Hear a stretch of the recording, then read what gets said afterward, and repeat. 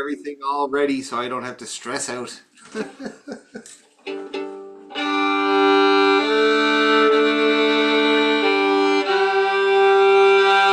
There we are.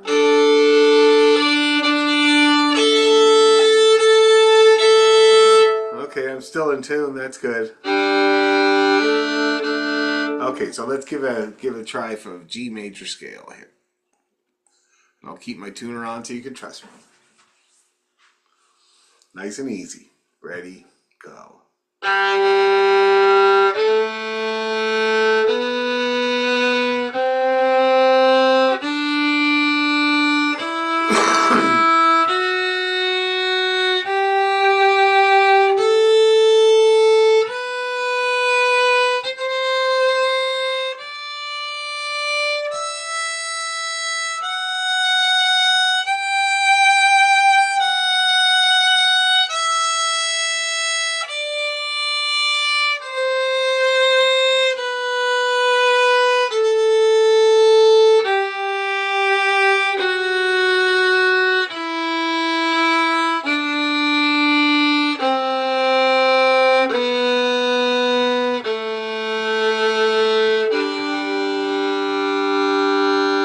Okay, we'll try the arpeggio.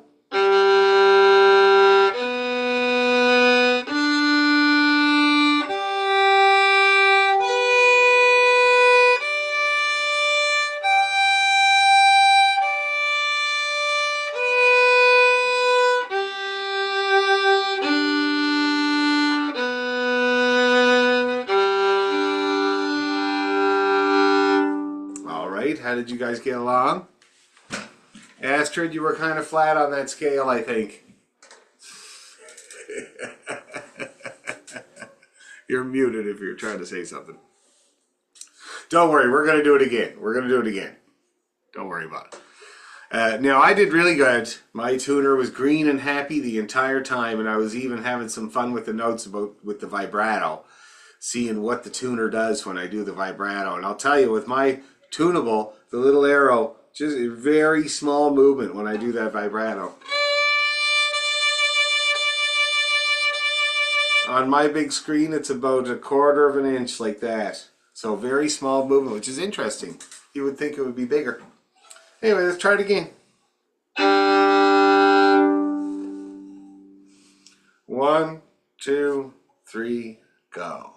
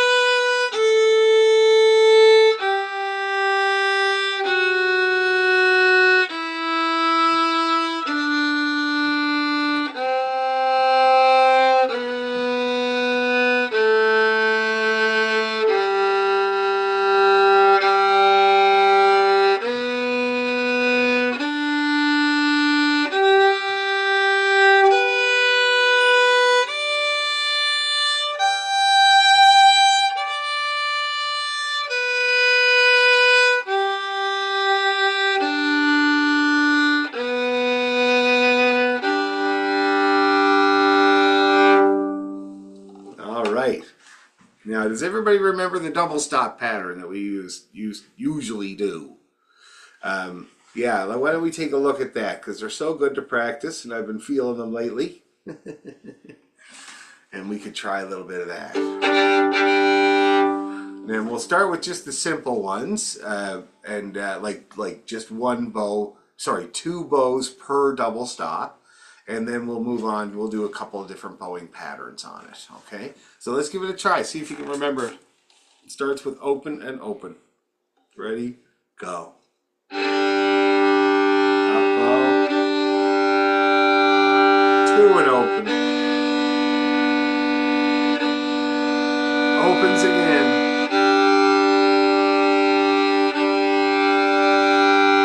open. 3 and 1. 3 and open. 3 and 2. Now that one I got added to, and you hear that? My D was good. My G is sharp.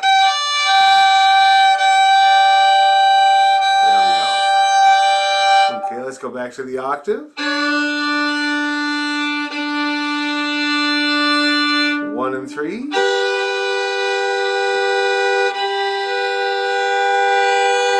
3 and open. Open and open. 2 and open. Open, open.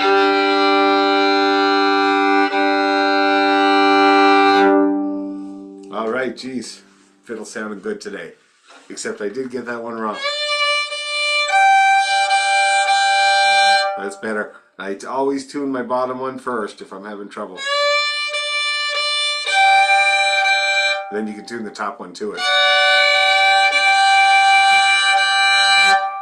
See that? Ooh, it's a nice one. Okay, let's try it all again one more time. This time, hopefully, I won't have to call them out. Okay, two bows per. Ready, go.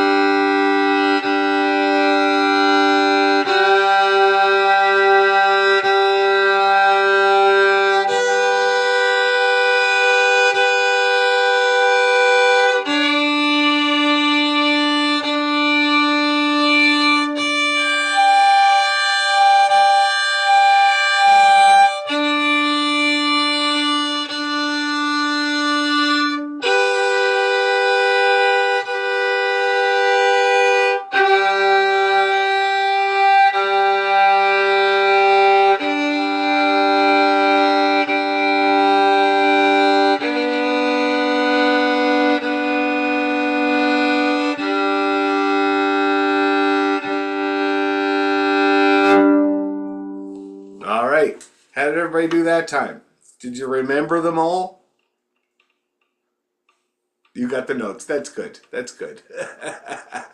Take the guess. We got there in the end. How did you do, Adam? Yeah, we got there in the end. You got there in the end? We'll try one more time. Now, this time we're going to do this. I'd like to try this bowing pattern.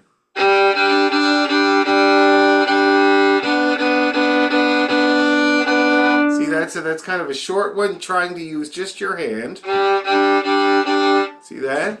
And then a long one. And then another short one. Just using your hand.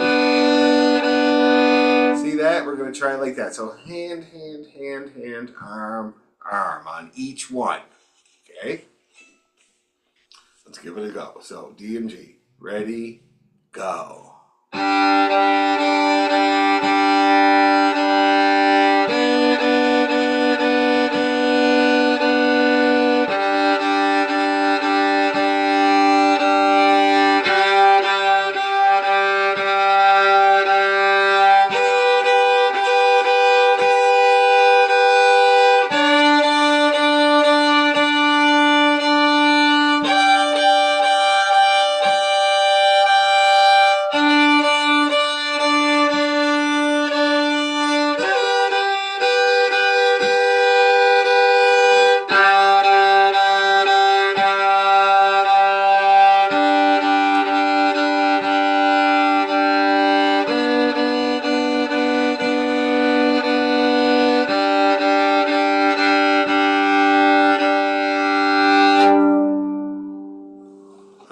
How did everybody get along? Did it go okay? Did you have a lot of crunchies? Did you have, did your arm do a lot of it when you were trying to use your hand? Or did it do good? Did you remember the notes? Yeah, it went pretty well? Yeah, I got it that time. Oh, that's good. Okay, let's do it one more time, even better. And even after I've been playing all these years, I still am trying to be mindful of using my hand. Now, when I do it, like as I'm practicing here along with you guys, this is the only time I practice.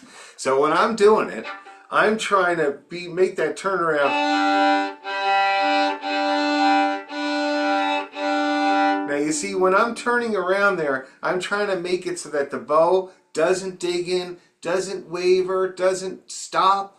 Just a nice, very gentle turnaround. See if you can hear that again.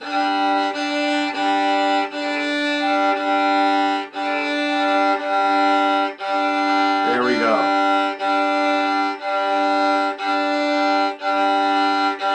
You see how my hand's moving there?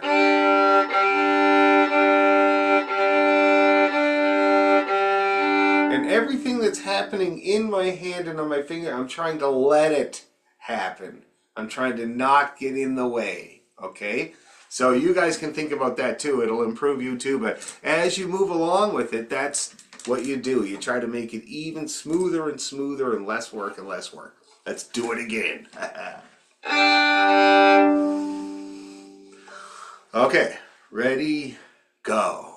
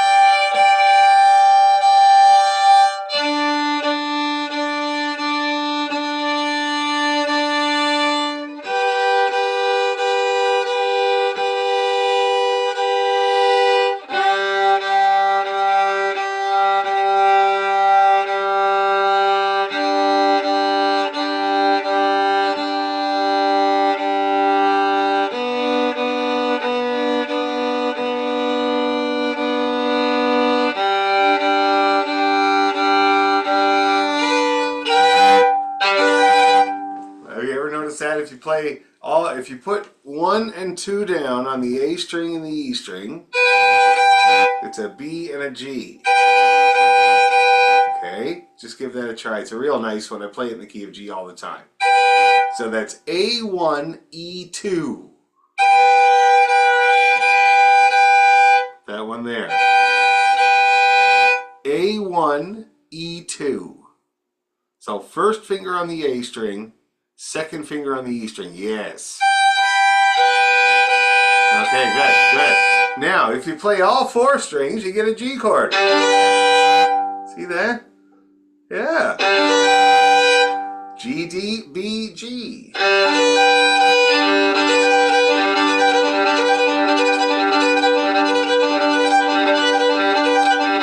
It's kind of cool. Now, there's other ones you can do as well. They're more complicated. That's probably the easiest one. But anyway, so there you go. That's our practice for skills. Now let's get out Tur Dum De La, otherwise known as Give Me Your Hand.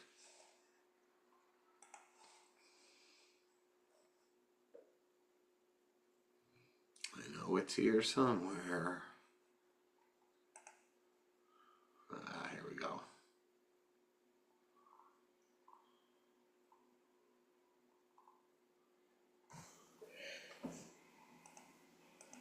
Give me your hand.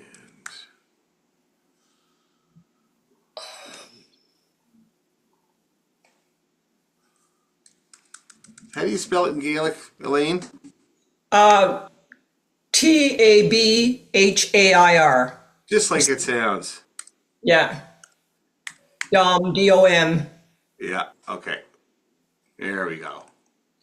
Dan, would you play the first line? I know in the first bar, you play the second 2 notes as up bows, right? Yeah.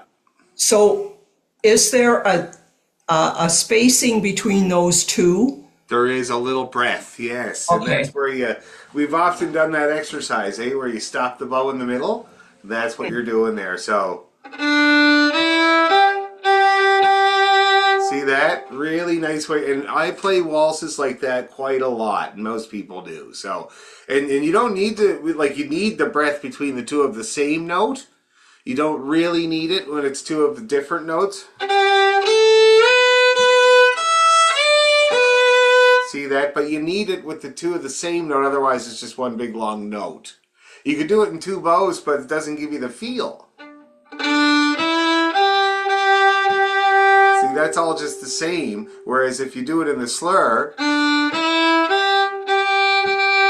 it gives you the feel. You see that? So that is what I do there. Now, if you can't do that, you could just single bow it. It still works out bowing-wise, mathematically. It'll put you in the same place as if you didn't, as if you did do the trick. But it's a really nice thing to do. And you'll find me doing it. If you look at the video, you'll find me doing it in a lot of the bars. Okay? Anyway, let's give it a try. Such a beautiful tune. And now that I'm reading it, which I don't think I ever did, I'm getting it straight, so I think I could lead it sometime. Because it's a confusing one. Okay, here we go. A 1, 2, 3, 1, 2.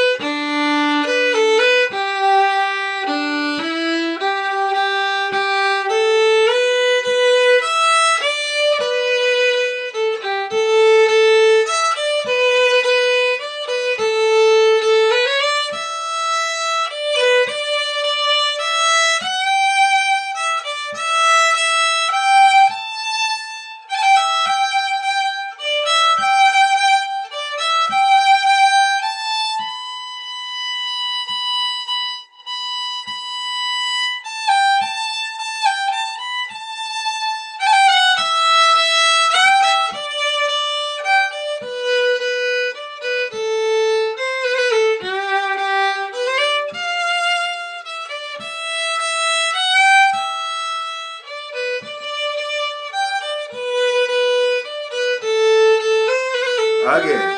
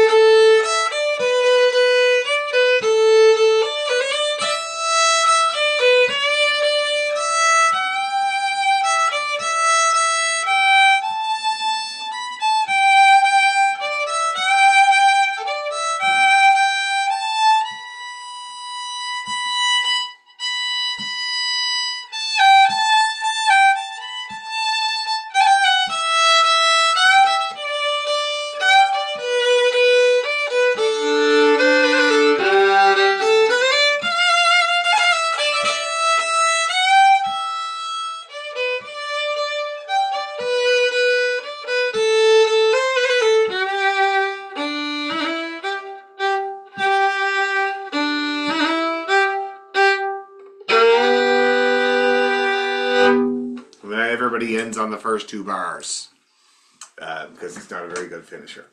Now, how did everybody... I enjoyed myself immensely playing that tune. And I hit my high Bs perfect every time, which was just great because I don't usually. So how about you guys? How was your experience? How did it go for you, Elaine? Yeah, for the most part, the the section, I guess the second two bars off the second line, and then the fourth line where you have a similar kind of thing up to the triplet there. Yeah. The timing on those, I'm having problems with. Okay. So, and you make a good point. So, if you look at it, there's nothing complicated about it. It's long, long, short, short, long, long, short, short, long, short, short, short, short, long. Okay? So it's pretty kind of laid out the same way every bar, almost. Now, when you go down to the other one, it's exactly the same, except you got your triplet. That's all it is. Okay? Let's play those two bars, or those three bars together, all of us. And let's do this. So that's the second line, the first three bars. We're going to play that a couple of times. Then we're going to take the pickup from the previous bar and try it with that pickup, because that's kind of a confusing aspect. But first, let's start it on beat one. Second line, beat one. 1, 2, 3.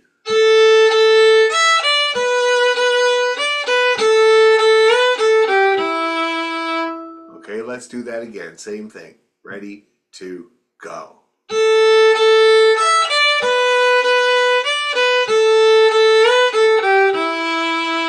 One more to be sure. Ready, to, go.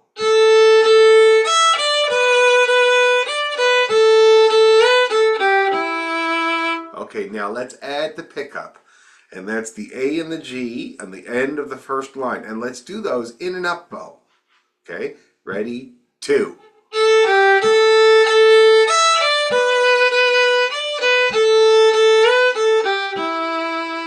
Let's do that again. Ready, two. Okay, I'll give you a good count in now. I get ahead of myself. Okay, ready, and.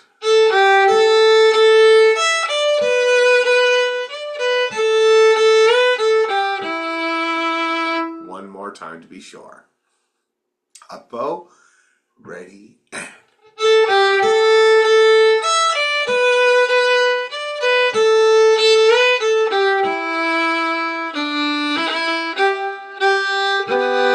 Now, did that help with the timing? Does that straighten it out a little bit? Good, yeah. It's good to take phrases out of context like that, because especially with those pickups. I find that's the hardest thing about this tune is all the pickups, and so easy to get lost in what one you're doing, you know. How about you, Astrid? How you getting along with this? First, I want to say it's a beautiful tune. I love it. I love Me too. and I love the rhythm, like the 3/4 timing. So Yes. it just really hit me really, emotionally, I think. Oh, yeah. And but what if you go to the second last line, I'm finding when you're getting to that F sharp, it seems like there's a lot of crossbowing and slurs and high notes and this and that. And it's all happening at once. And maybe if we broke it down, I guess it'd be a good idea. So you're talking about the second last line? Yeah, when it goes basically the whole thing. Yeah. All the quarter notes and all the half note there and Yeah. everything about that whole line. Okay, so first of all, the phrases are long in my opinion on this tune. And so it makes it harder to hear. They're not your standard 2-bar phrases, they're longer. So I'll show you where I think that phrase starts and ends.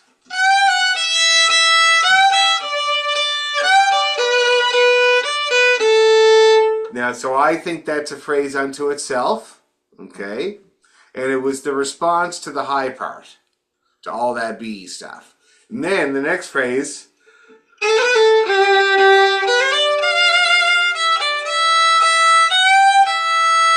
That's a phrase I think unto itself too.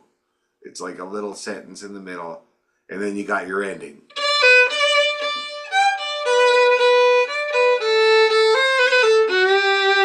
See that? See what I mean?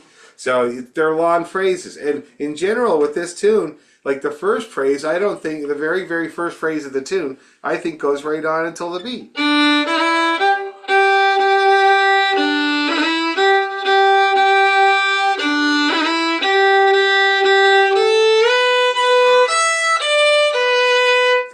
I think the first phrase is. And then this is the response.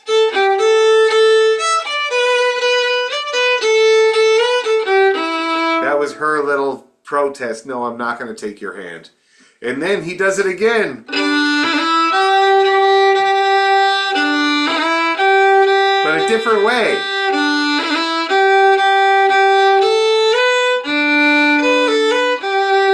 See that? And then he kind of, I think he's starting to get somewhere with her. So he says the first phrase again.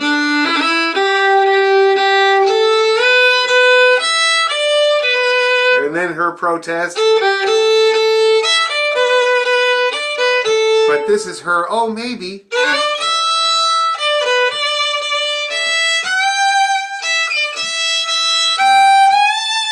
And then this is kind of the, okay, I will.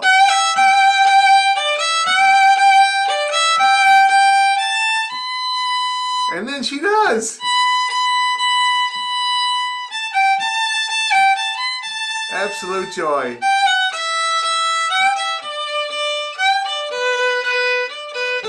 And then they're walking down the road.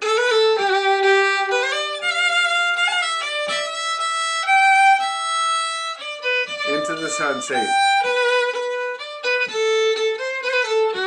Even though it's Ireland, so there's no sunset, it's just gray. Anyway, so you see, that's how I see the phrases in this particular tune there. And they're long, and some of them are short. So I find it good to kind of get to know them. And I was saying to everybody last week, like even the Irish people that I know that play this tune for a long time, they get confused in it as well. Okay. With what, you know, where are we and what are we doing next? And I was saying there's always somebody, when somebody wants to play Tur Dum De La, there's always somebody that says, who can lead it? It's just like that. You'd end up doing the high part way too many times. Anyway, let's give her one more try with all that in mind.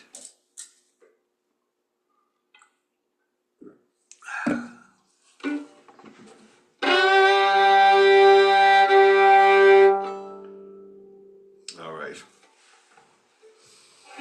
Here we go. 1, 2, 3, 1, 2.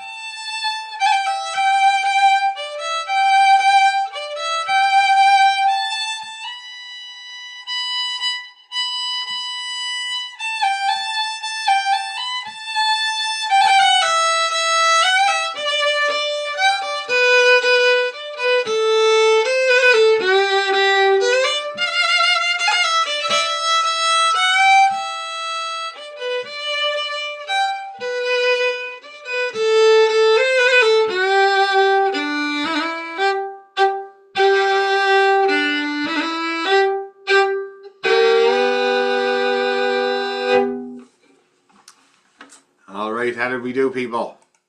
Did it go okay? Better this time, hopefully? A little bit. So that's Tur Dum De La. Now, I do recommend hearing it on the harp. It's amazing. It was meant for the harp. And there's one of my favorite harpers, that's what they call them over there, is Leisha Kelly is her name. Laoise Kelly. And she's from Galway. She's absolutely gorgeous harper.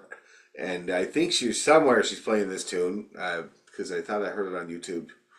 But there's also more. There's the guy from the Chieftains was awesome. It was traditionally a man's instrument. And way back in the 1600s or whatever, or the 1500s, a lot of them were blind because if you were blind or disabled, they teach you how to play the harp so that you could have a profession, something to do, and you didn't have to see to do it.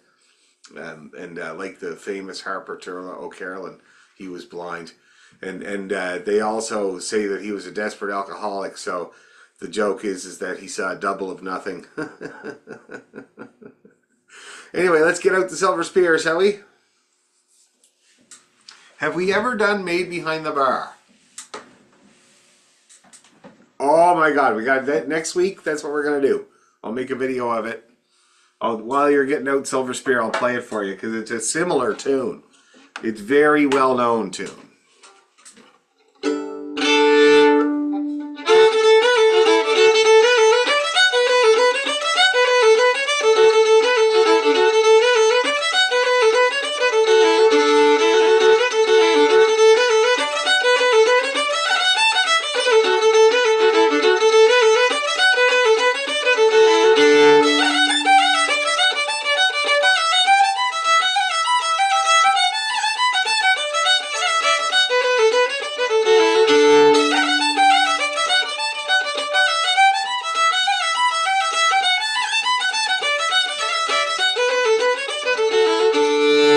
That's the Made Behind the Bar.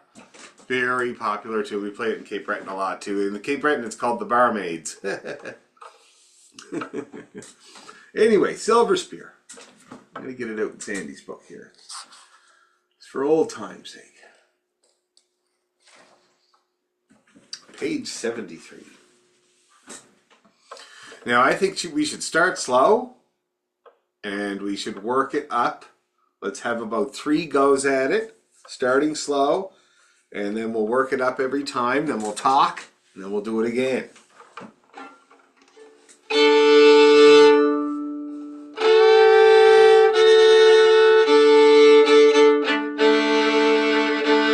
Okay, and let's play the pickups. So that's an A and a G in an up bow. 1, 2, 3.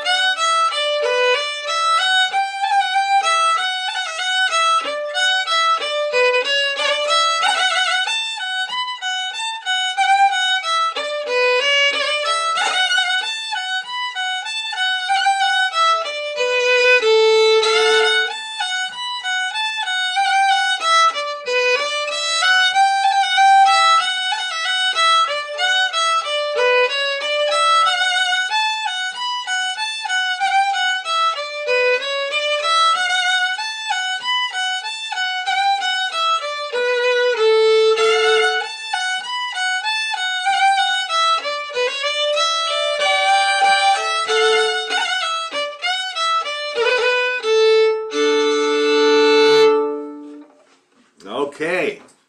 Any stoppages or problems or holdups or hitches or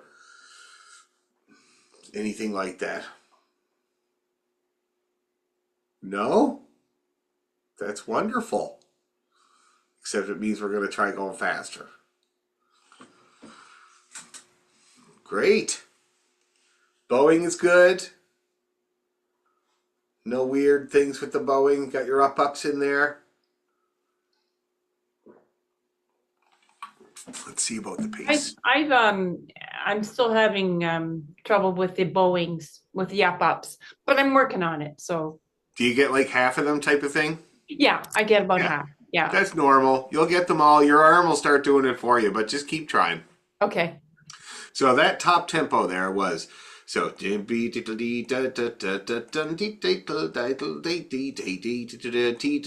so now we're talking about probably a 1972 Pinto going top speed of 60 beats per minute. So let's see if we can raise the level of that to say a 1990 Chevette. And see if we can get her up to like say 70 or something like that. But let's start at 60.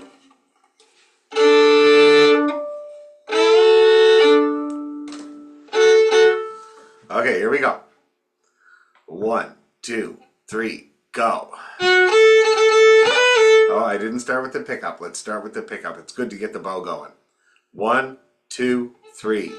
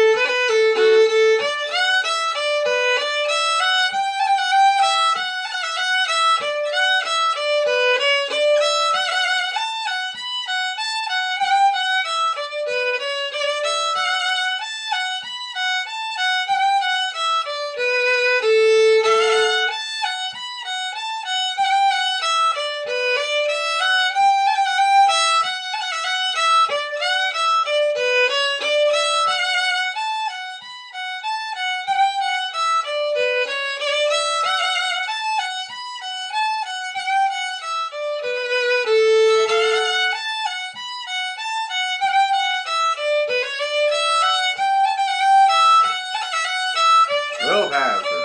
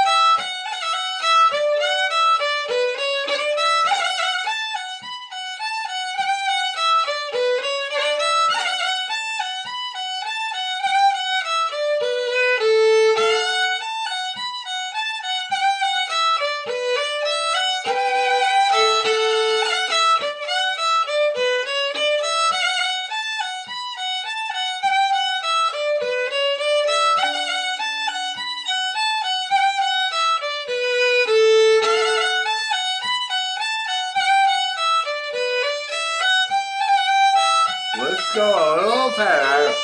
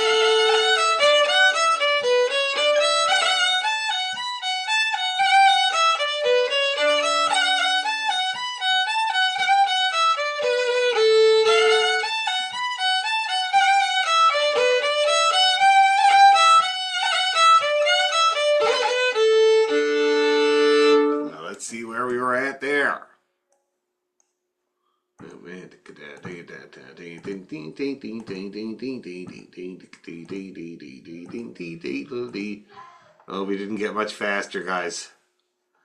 It was like 62. That 72 is that.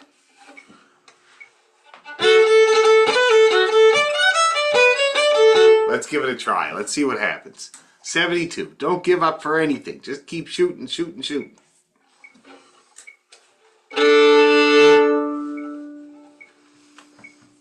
Okay.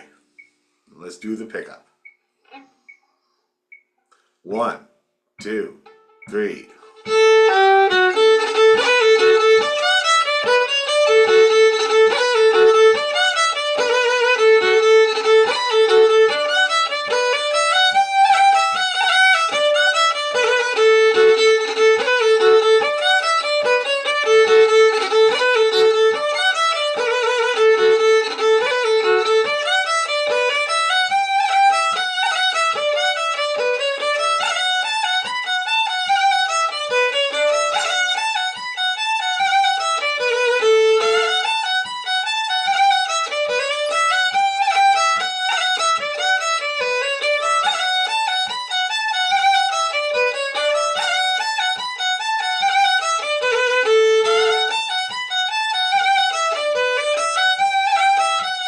Oh yeah.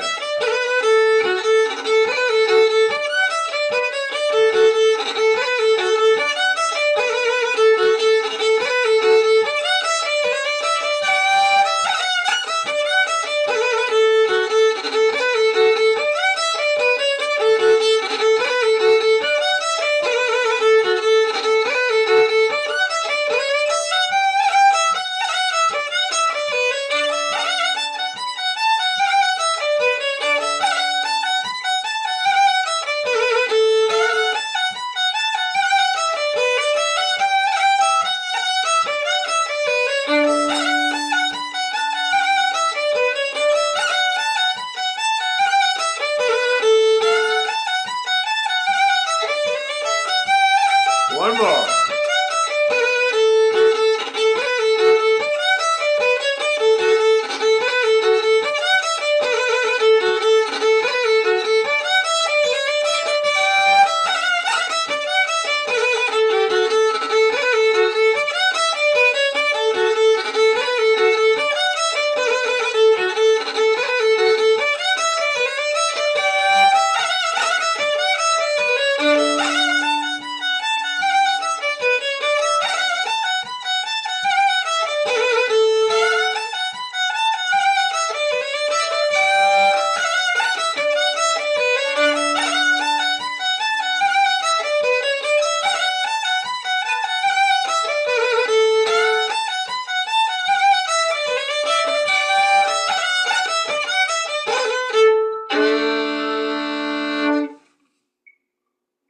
Yeah, that was 72.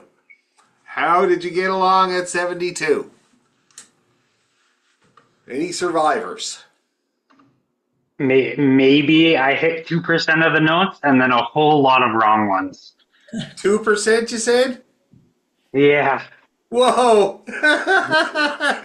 Okay, well, we'll hope for a higher batting average next time. How about you, Elaine? Yeah, it wasn't too bad. There were a couple of times that I had to regroup and get into it. The one thing that I find, and I know it's typical probably, is that I shorten the bow stroke, right? So you lose volume. Yes, you lose volume, and sometimes you actually make the note shorter when you don't want to. You know what I mean? I am of the and that's why we were working on the first thing we were working on there with the feather, the feather bowing. That's going to help that. The more you can employ that, the more you get out of it, even when the notes are flying. And I'm always doing that. I'm always trying to spread the hand. So as the tempo goes up, I get spreadier. Okay? Good point, though. How about you, Astrid? How'd you get along? I'm going to say the faster I went, the shorter the bow strokes, and I think at the just correct me if I'm wrong, but was the third time through, was that the fastest of them all? Was that playing it even faster? No, I didn't. I didn't get faster, and I checked in with the metronome when we were done because Oh, when you're playing with a metronome, you know you're doing good when you can't hear it. So the okay. whole time we played there, I couldn't hear it, and then when we were done, I listened, and we were right bang, still on with 72. So we didn't speed up. Did it feel like we did? Yeah, it did. Yeah, yeah. Now with the bow strokes, and all you guys should remember this. So as you get faster, of course, you use less bow. It's just the way it is, right? Because they're small little notes, and you're flying along. But you don't want the thing to be careful of is that your notes don't get shorter because of this.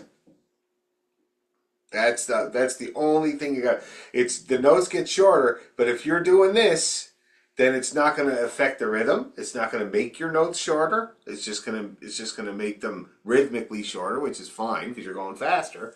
And the other thing is, it's not going to impact the volume. It's not going to have that stuttery kind of stalty kind of sound to it that's crunchy.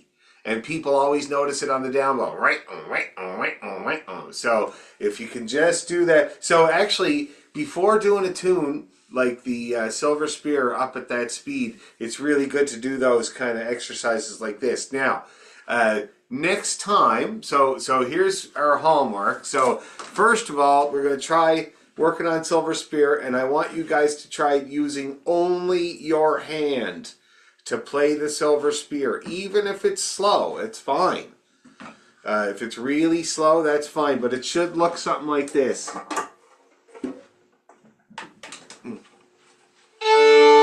Okay, you got some good view of my hand.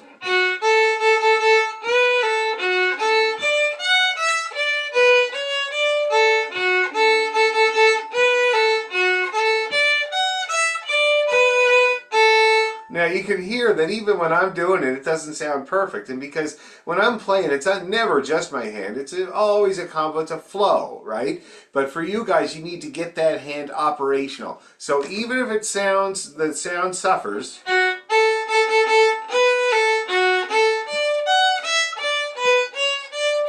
do it anyway. You try really hard to just use the hand right through the whole tune. And then next week we're going to see how you do with that. But also, with Tur Dum De La, you could do a little bit of jiggling.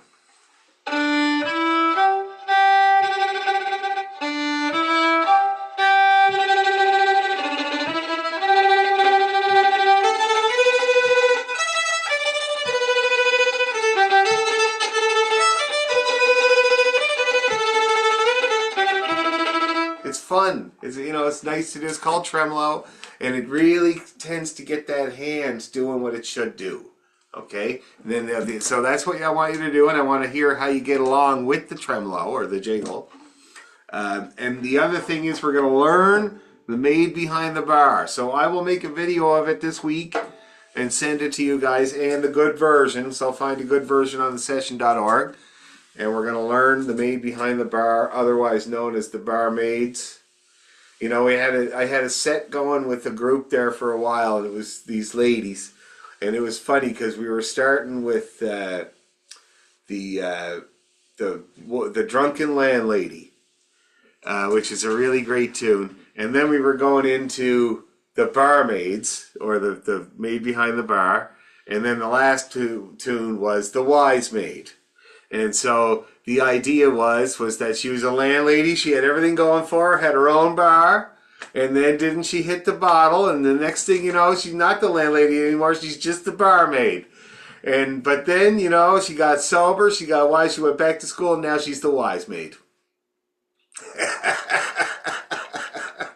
Anyway, guys, we'll see you next week. And that's what we'll work on. Remind me if I don't send out that tune. Somebody bug me. Okay? See you later.